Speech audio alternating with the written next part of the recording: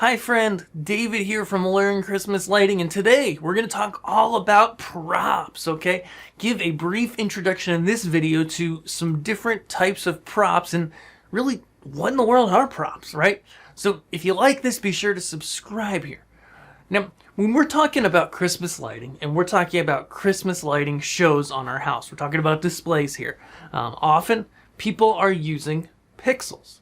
Okay, now if you're not familiar, if you're brand new to this, pixels are just these little strands of lights that look like this as I drop some, and each one of these can light up red, green, or blue, and also each individual pixel is individually controlled, okay, or sometimes in groups of 3, but often individually.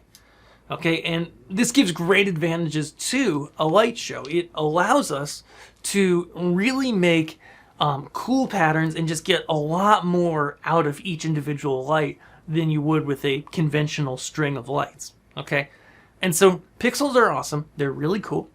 And when we're using them on our house, we use them within props.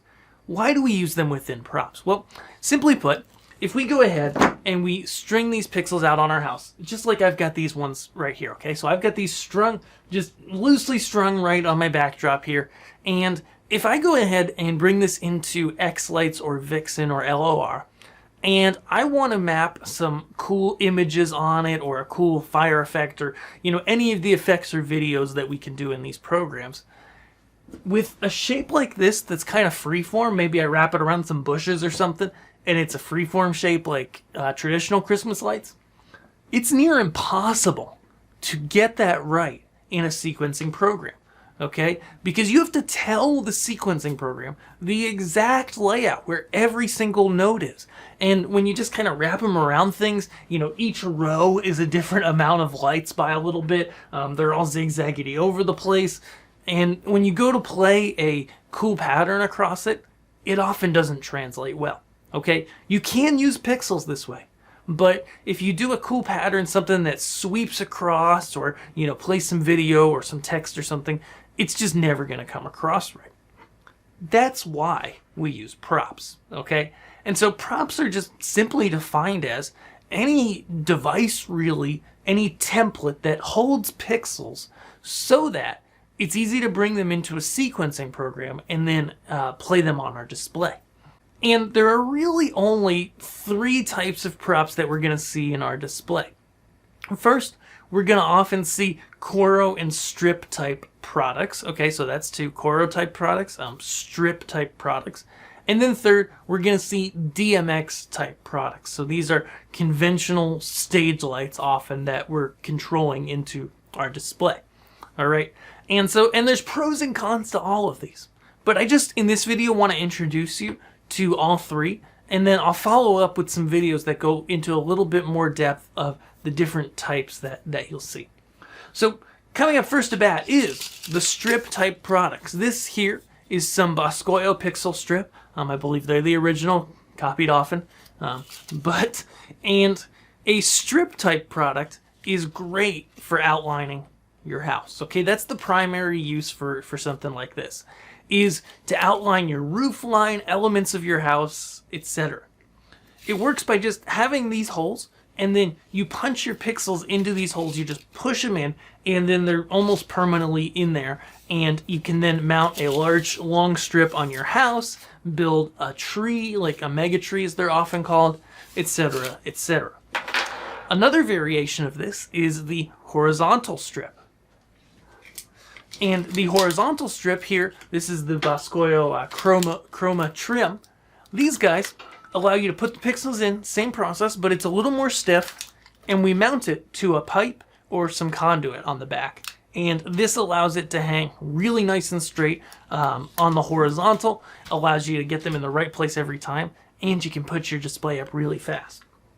Okay, so those are strip type props. Now, I really like going ahead with a strip type prop as my first prop. And I know everybody's got their opinion, but I like them because house outlines are timeless. They always look good, and it's a good place to start because they really frame your display artistically and allow you to kind of build an outside of a canvas, a frame per se, to build the rest of your display with it. Okay, Now, next kind of prop that we've got is the Corrugated Type Prop, okay? The Corrugated Type Prop here are often in cool shapes like this, okay? And so this guy is a corrugated star or snowflake. It's a snowflake. What am I looking at here? A precious little snowflake, okay? And corrugated type props are really great because you can get these really complex shapes, and then what you do to get them in your software is you just import the model, which are often able to do online through your sequencing program.